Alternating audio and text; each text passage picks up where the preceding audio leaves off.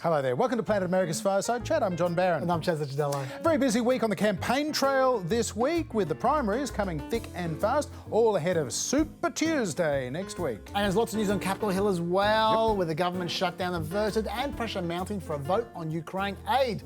Meanwhile, Mitch McConnell is calling it quits. But let's start with the big legal news of the week, which does seem likely to have a major political implication as well. The Supreme Court will hear arguments in late April over whether, and if so, to what extent does a former president enjoy presidential immunity from criminal prosecution for conduct alleged to involve official acts during his tenure in office. Now, lower courts have already dismissed the idea brought by Donald Trump's lawyers that he and all presidents should be immune from prosecution criminally under federal laws. But now the Supreme Court has decided it will consider the question. It will, at the very least, delay those federal trials pending, including the so-called January 6th case. And Trump, for one, is pretty happy about that. Without presidential immunity, a president will not be able to properly function or make decisions in the best interest of the United States of America. Presidents will always be concerned and even paralyzed by the prospect of wrongful prosecution and retaliation after they leave office. Yet again, from the way that he's talking, you would think that presidential immunity exists and that this case is trying to take it away. It is quite the reverse. At no point has there ever been a notion that a president is immune from criminal prosecution after they leave office, as we pointed out on the program before many times. That is why Richard Nixon was pardoned by Gerald Ford. Although, because there was that pardon, it never went to the Supreme Court, so it was never tested. It's anyone's guess now what is going to happen next, but it does seem likely that if Trump's immunity claim is rejected as expected, the trials are going to get pushed deep into the second half of the year, and that puts us squarely, Chaz, into the general election campaign against Joe Biden. So as voters are deciding whether they want to re-elect Donald Trump at this election, a jury and a judge are going to be deciding whether Trump tried to steal the last election. And then, of course, if the court somehow finds that presidents are immune and literally above the law, well, that's a whole other ball game, and a potentially very scary one at that. Yeah, look, I'm not too worried about the Supreme Court finding Trump's claims to have merit, because they just don't. But and the Supreme Court have eyes and ears. But when the trial is going to take place is an open question. You're talking about in the lead up to the election. I think that's been optimistic, personally. I think that if you want to see the trial, I think that we've already seen some time wasting happening from the Supreme Court. Like, it took them 2 weeks to write a paragraph to say, let's get this show on the road. And in fact, even now, April 22 is later than it need be. Jack Smith was going for March the 4th for arguments. They've pushed it back 6 weeks from there. So they're definitely not going as hard as they could. But there's still more time wasting to go, potentially, because now the Supreme Court has got the case, they could waste more time in their decision-making. The court's supposed to wait until the dissenters are finished with their opinion before they hand down the decision. So even if the majority want to get a wriggle on, a single dissenter, like, say, Justice Alito, can hold up their opinion until the end of June. So they can just waste another month right there. The equivalent of a judicial filibuster. Exactly. And then there's another 3 months to go before the main trial starts, because there's pre-trial work. That's taking us to, what's that? July, August, September, the end of September, right? And then maybe even October. And then there's another wrinkle, which is, I just don't want to think about this, which is going to be huge towards the end of the year. We've heard a lot in the past about how there's a 60-day rule, which is a Department of Justice policy against federal prosecutors indicting a candidate 60 days before an election. Now, there's no such policy stopping an already indicted candidate being put on trial just before the election. It's entirely up to the judge when that trial is set. And that's going to be hugely controversial. If Trump is literally 2 or 3 weeks before the election going to court instead of campaigning, oh my God. Like, I don't know how this is going to play. This could be anything. Yeah, absolutely. Well, I mean, on Planet America so far, we've covered this is our fourth presidential election cycle. Each time we've talked about October surprises, the bombshell left field thing that happens that upends a race in the final weeks of a presidential campaign. In 2016, it was the Comey letter that reopened the inquiry into Hillary Clinton's emails. It saw her polls drop. In 2012, with Obama and Romney, there was Hurricane Sandy that hit in New Jersey, and suddenly Barack Obama was looking like a great commander-in-chief again. Chris Christie was giving him hugs. And we had Hunter Biden's laptop in 2020, which was another potential October surprise. If Donald Trump is on trial in this federal January 6th prosecution in September and October, we are going to have October surprises every single day of October, because we're going to have some of his top advisors appearing under oath on the witness stand, telling the open court and the judge and jury what they've already told a grand jury, what they've already told Jack Smith's investigators, what they've already told the January 6th committee behind closed doors. And it could be damning for Donald Trump every single day, drip, drip, drip, creating this picture that this man is manifestly unfit to be president of the United States. He tried to steal an election. That will be the narrative they're pushing. So even though it's Trump and his defence team that have made this case now go deep into the election campaign, and they're claiming election interference, they're the ones that have set up this situation where he may not even have the opportunity to be acquitted, to get even a verdict before November 5th. I think there's almost no chance of a verdict before the election. But I also think we shouldn't assume that Judge Chutkan is going to allow this to happen. Like, she may well say 3 weeks, a month before an election, it's just not fair. That's possible. She has said things in the past that suggest that she sees it as being in the collective national interest to resolve this matter. Totally, I get this. But also remember, this is not coming out of the blue. This is going to come after 3, 4, maybe 6 months of Trump working on this, working the refs, bleating constantly about how unfair it is and how it's rigged. He could destroy the reputation of the judiciary and Judge Chutkan long before she gets to make a decision, and that could affect her decision. Yeah. This doesn't just damage the political process, it damages the legal process, it damages faith in American democracy and other institutions as well, which is all quite unfortunate, unprecedented, and is going to be fascinating to watch. Well, for more, we are joined by the University of Virginia's Sai Prakash. He's a former law clerk for Supreme Court Justice Clarence Thomas. Interestingly, he is also an expert on constitutional law. Professor Prakash, thank you for being with us on the Fireside Chat. Great to be here. What do you make of criticisms we've heard in recent days that the Supreme Court could have taken up this case last year? Instead, they're taking it up in late April, and goodness knows when we'll get a verdict. But either way, they're playing into Trump's defence strategy of delay, delay, delay. You know, I understand the criticism. I think the court often wants to see what the lower courts are saying about the issue first. And, you know, the way the court decides to take a case, typically it needs 4 of the justices to agree to take the case. So I'm assuming that there weren't 4 justices who wanted to take it, because if there were, they would have taken it before. And so I suspect that they wanted to hear what a lower court said first, and now they've heard what the DC Circuit in Washington, D.C. has said, and so they've taken the case. And so do you have a sense as to how the Supreme Court may ultimately view this case? There's been a lot of discussion about a legal precedent in the Nixon tapes case, where the president was found that he had to comply with a subpoena that suggests he was not immune. Is that the best guide, do you think? I'm a little puzzled. I thought there was a chance they wouldn't take the case. There's sort of 3 possibilities, right? One possibility is they take the case and they say there's no immunity for a president, even with respect to his official acts.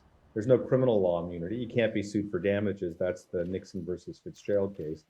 But he can be he can be criminally prosecuted for his official acts if they meet the definition of a crime. That's one possibility, and that's what the DC Circuit essentially said. The other possibility is the court says the logic of Nixon versus Fitzgerald equally applies to criminal prosecutions. We don't want the president to be looking over his or her shoulder as they make official decisions.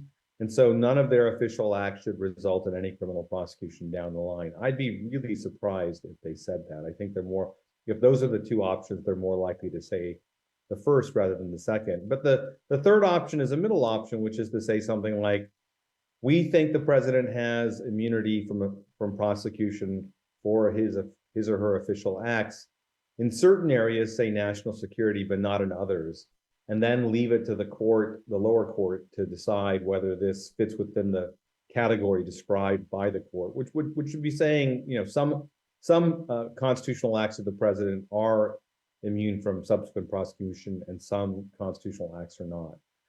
I think either the first or the third is far more likely than the second. I don't believe that the court will say anything that suggests that President Trump's arguments are correct, namely anything that suggests that any official act taken as president results in immunity from criminal prosecution later on down the line.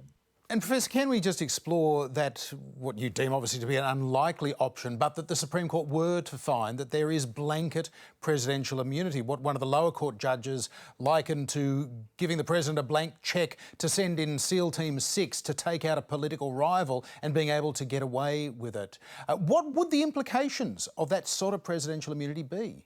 You don't have to go to that extreme to think of to conjure up the difficulties of saying that a president can't be held liable for their official acts, can't be prosecuted for their official acts, right? Because even things that are less extreme than that are problematic.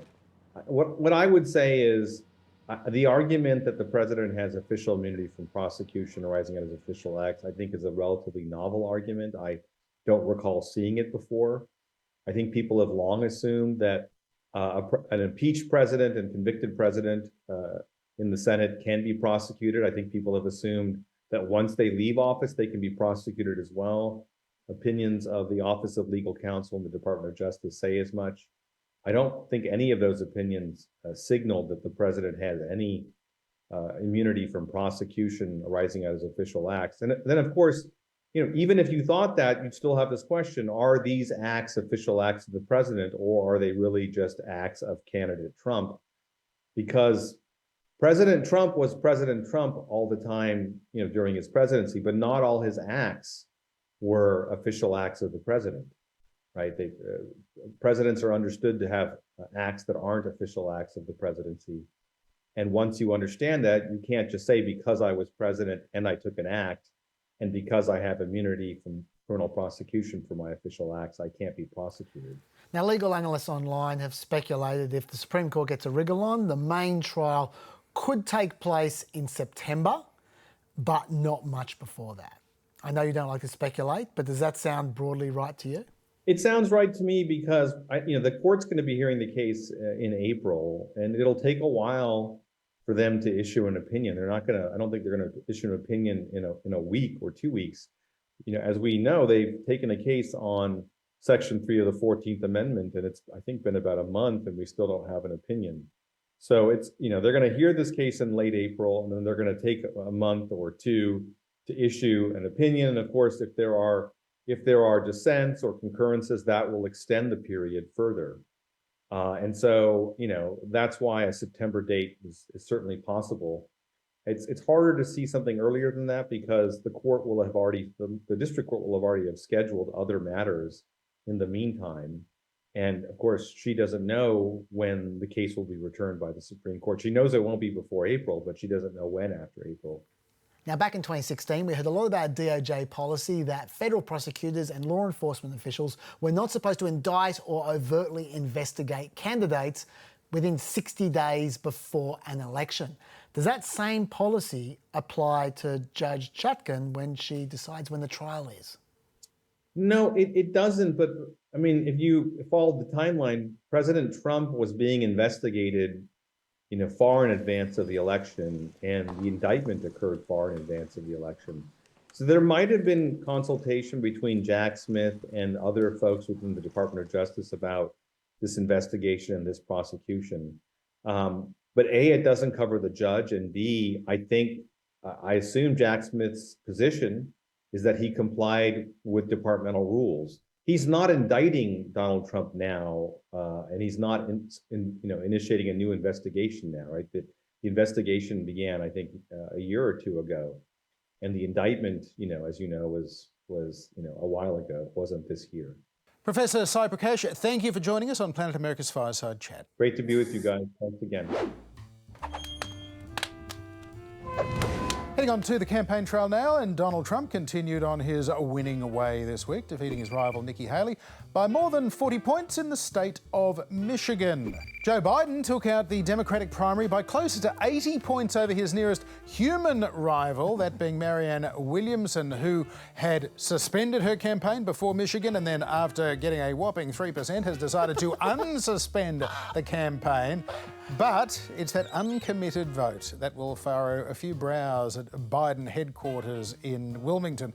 Over 100,000 votes, many of them protesting against Biden's stance on the war in Gaza. Now, as we know, Michigan is a swing state in presidential elections. If 100,000 Democrats, many of them Arab Americans, stay home in November, let alone switch their vote to Trump or a third-party candidate, well, that could potentially see Joe Biden tossed out of the White House. It can be that close in Michigan. It certainly can, although we should note that Joe Biden did win by 150,000 last time round in Michigan. So even if he lost the entire 100,000 of uncommitted votes, he still would have won in 2020. Hillary Clinton lost Michigan by about 10,000 in 2016, so you wouldn't want to bet on it. Yeah, and Biden right now is down by like 5 points in most polls in Michigan, so he needs those votes. There's no doubt about that. But we just need to stipulate there are more than one group voting uncommitted, which can be confusing. There's the Listen to Michigan guys, who are the ones who we're thinking of when we talk about this issue, which is Rashida Tlaib's sister is running it.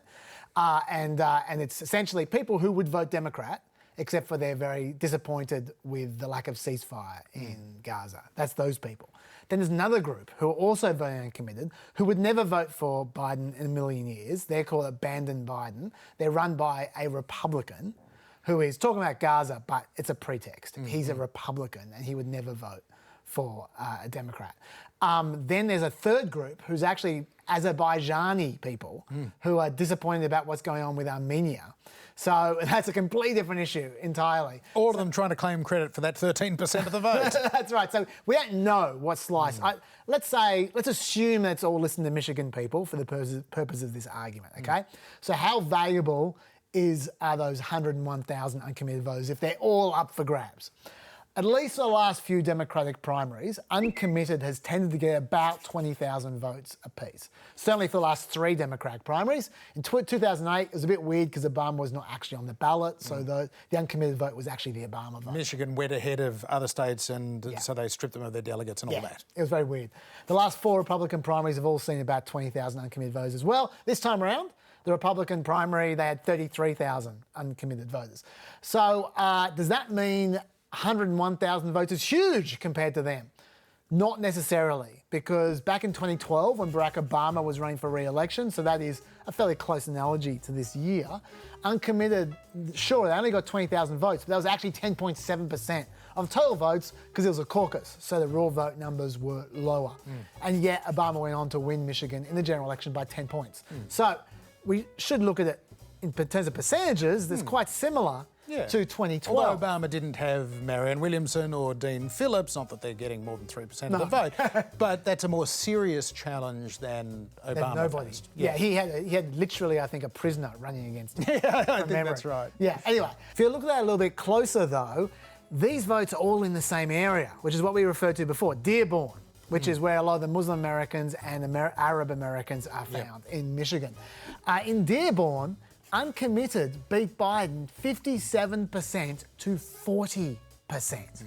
Biden also suffered in other cities with significant Arab American and Muslim communities as well. In Hamtramck, uncommitted won 61% of the vote.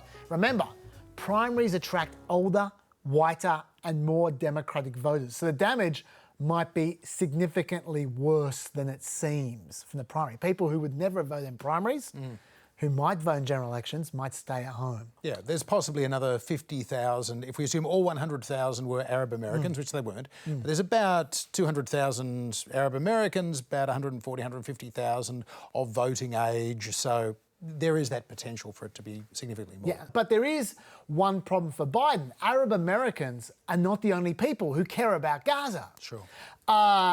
Harvard-Harris, now they're a fairly dubious polling company to be honest, but these numbers I'm about to read to you reflect what I've seen in many places. The reason I'm using their question was because it was perfectly worded for what we're talking about, which is, do you favour an unconditional ceasefire in the Israel-Hamas war that would leave everyone in place, or do you think any ceasefire should happen only after the release of all hostages and Hamas removed from power? So that's a very specific question.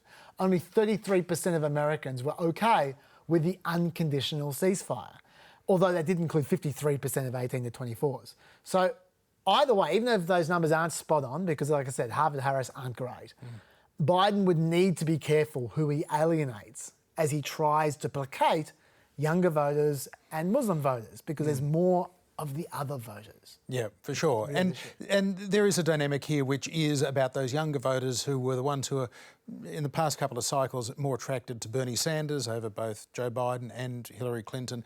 There is the progressive wing of the Democratic Party whose sympathies are much more in line with the Palestinian cause than the Israeli cause these days. So there's a real generational divide when it comes to this conflict amongst Democrats. Absolutely. One more thing, we're talking a lot about Democrats at the moment, but on the Republican side, this was the fourth primary now, where we've seen Trump significantly underperform polls. He won Iowa by 30 after being up by 53 in the polls. He won New Hampshire by 11 after being up by 18. He won South Carolina by 20 after being up by 28. And he won Michigan by 42 after being up by 62. That's all on the 538 averages.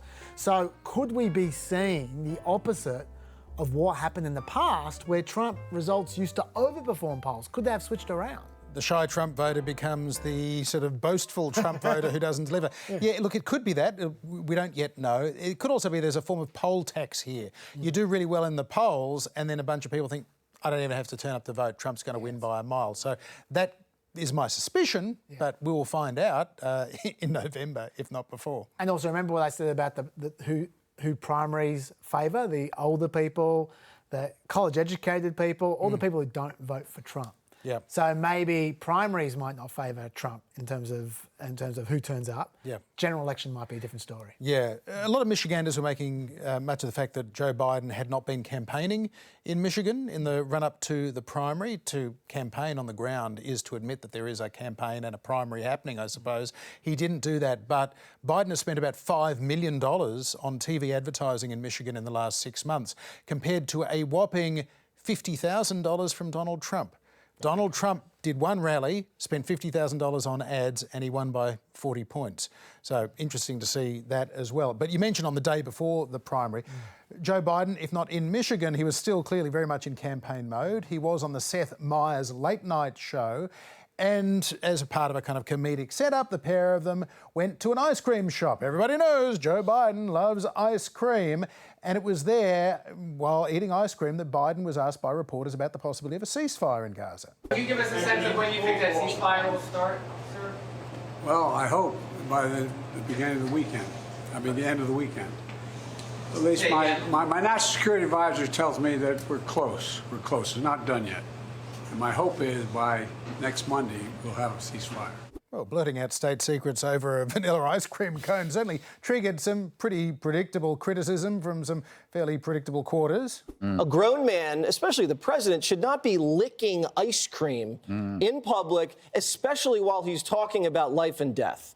When a woman is dead in Georgia, when there's a ceasefire underway, possibly in the Gaza Strip, it sends the wrong message. And believe it or not, that was Jesse Waters' most intelligent contribution for the week, because he also came out with this. You know who lights up for ice cream? Children and the elderly. There's a reason caregivers deliver ice cream to their patients in nursing homes. According to the Alzheimer's Association, ice cream is a favorite for people with diminished faculties. Quote, ice cream has the power to immediately elicit soothing feelings at the very first taste of a single spoonful. It erases all the negative feelings related to the frustration and continues to stimulate pleasure receptors in the brain with every new scoop. Now, obviously, I'm not diagnosing Biden with Alzheimer's, but you see what's going on here? So there you go. It just gets worse and worse. It certainly does. But remember, Joe Biden didn't just launch into a discussion of Gaza while he was there eating ice cream. He was asked a direct question by reporters. Now, maybe he should have said, hey, fellas, now's not the time to be answering these questions. But of course, that's not how Joe Biden rolls. No, he doesn't roll like that. Although I'd say, when I say he doesn't roll like that, what I'm referring to is he doesn't roll by holding normal press conferences. Because if he said, hey, guys, back off, I'll answer questions later, no one would believe him because he never answers questions.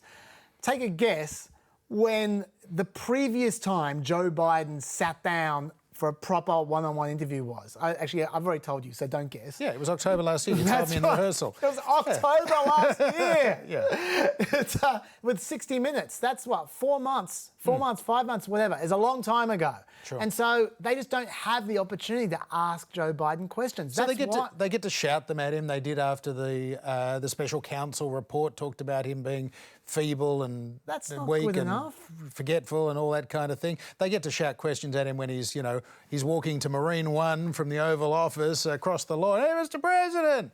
Look, it's not accountability, I grant you. I don't care about him eating ice cream. He should do his job and be accountable to the press. Yeah, I mean, I also think that is an important point, a less important point, but still the optics of this. Jesse Waters, I don't agree with him on much at all, but look, it doesn't look good if you've got a narrative around a guy like Joe Biden that he is basically entering what they used to call his second childhood, talking about dementia patients eating ice cream and all this kind of thing, that, Trump is all about the optics. You would never see Trump eating ice cream, I wouldn't think. If he's photographed with a taco bowl or whatever, he's doing this. He's not feeding his face. No, yeah, that's true. Yeah, that's true. And it did remind me a little bit of that infamous photo op fail back in 1988 when Mike Dukakis put on that comically oversized helmet and went driving around in a tank, trying to look strong, but ended up kind of looking a bit weak, and it was made into attack ads and fed into a narrative about Mike Dukakis, which again, entirely unfair, but it tended to work. So I'm not sure that was great advance work from Biden's team to say, yeah, let's send him and Seth to get ice cream. Yeah, probably not. And as for the tank, well, there's still 8 months to go, John. Yeah, they'll get Joe Biden in a tank yet. Back on Capitol Hill, and fears of a government shutdown over the next week have been allayed somewhat with a commitment from the Republican House Speaker Mike Johnson to work with the Senate to pass a stopgap measure, which will give them another week to pass 6 spending bills.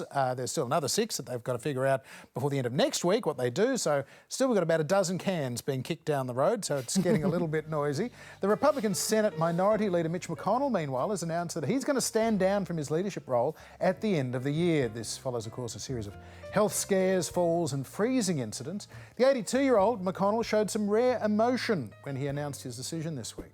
I know the politics within my party at this particular moment in time. I have many faults.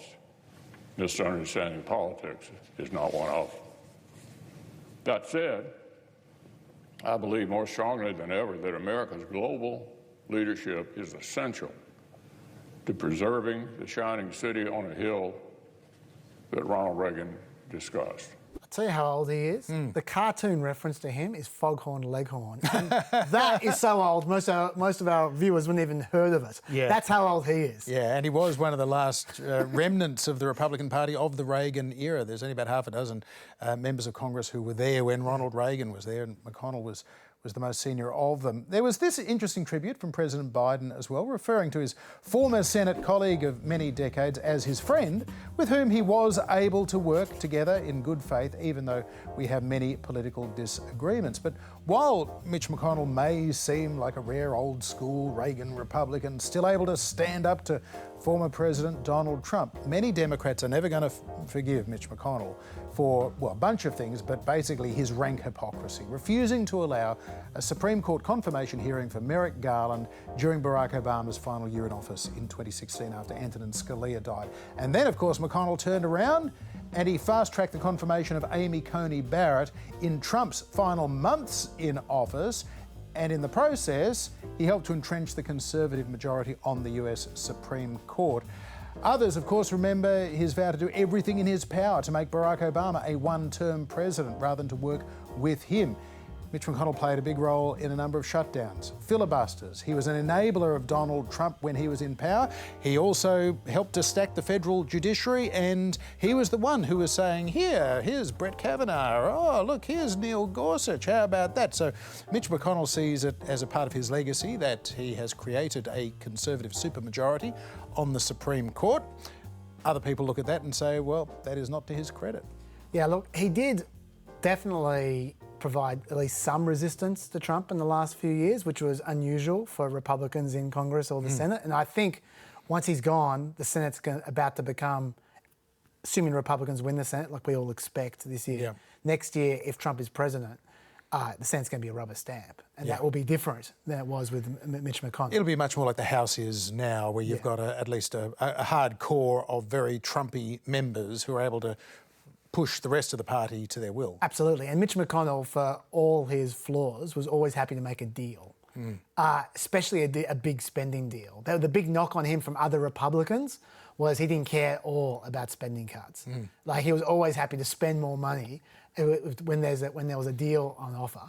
Now, when he's gone, once again, more like the House. The Senate, I would expect the next time there's a Democratic president, whether it be next year or it be in 4 years' time or 8 years' time, I would expect the America to default on their debt. Because Mitch McConnell was stopping that happening, essentially, by doing deals. The next Senate leader might not be doing that. But for me, his greatest legacy, you've already mentioned, filibuster. I think Mitch McConnell was almost single-handedly destroyed Congress. Just have a look at this graph. When we talk about Senate cloture votes, that's how you stop a filibuster. So it gives you some idea of how many filibusters were defeated. You can see the red zone there is the McConnell era. How all of a sudden, since McConnell turned up, big jump in filibusters. And what we saw with filibusters, it makes it impossible to pass any legislation that's not by reconciliation, which you can get through with 50 votes, but reconciliation requires it to be financial. So what it means is, apart from the Obama years when they had 60 votes, nothing has passed in 15 years that is normal regulation without financial element. Congress is broken. They haven't been able to pass anything since then. Environmental stuff, nothing that's regulatory at all. Meanwhile, you've talked about the judges. The judges that he appointed have been working against presidential agencies regulating. So there's no regulation from the president, there's no regulation from Congress, nothing gets done. When people go, why can't Congress do anything? Look at Mitch McConnell. That is his legacy. He has broken it, possibly irreversibly. Yeah, he was always a hyper-partisan, became more so over time. His defenders will say he was dealing with the realities of the party under Donald Trump, and prior to that, the realities of the party in the Tea Party era, which we've almost forgotten now in the Trump era. But McConnell was already being very, very partisan in the 2 years prior to the Tea Party revolution in 2010, in that first 2 years of Obama's term, not working for the sort of bipartisan solutions to healthcare reform that Democrats had been hoping for, so they ended up going it alone, and as a result, it made healthcare this political football for the next decade.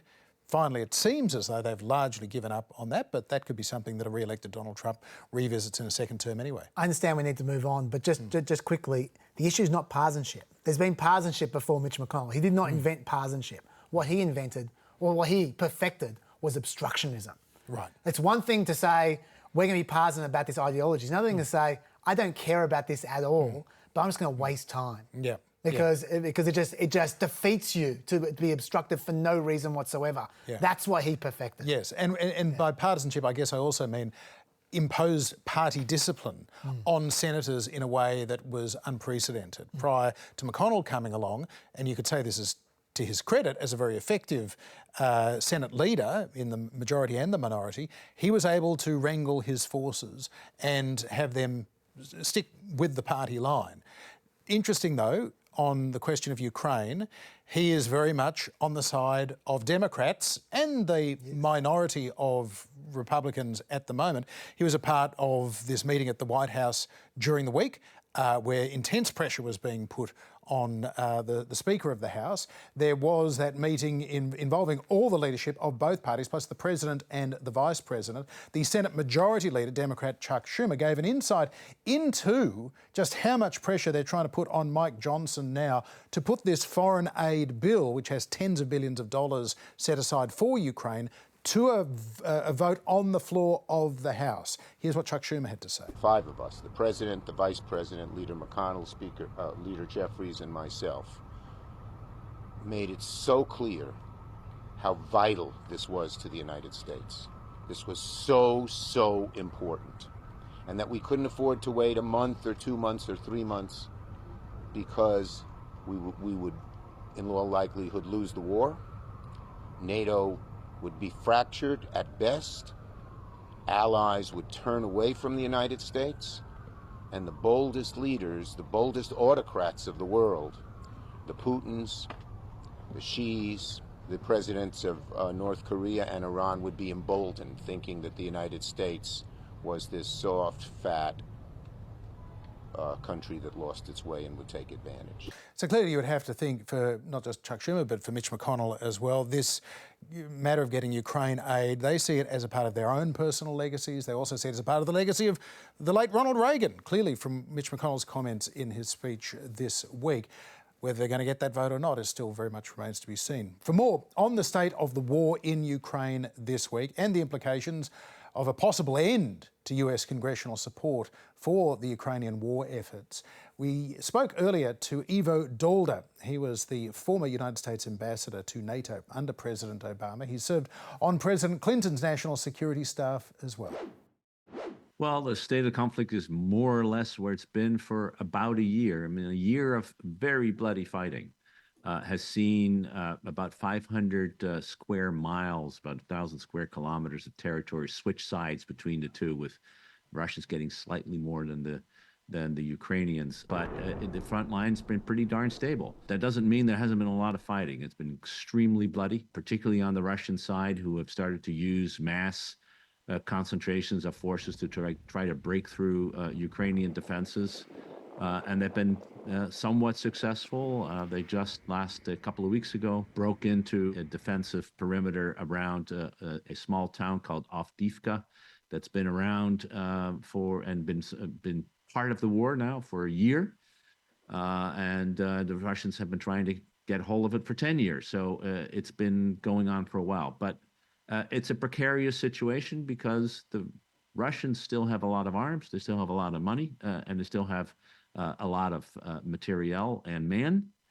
The Ukrainians are running out of money, they're running out of arms, and they're running out of men. So right now, things are stable. The question is, for how long will that last?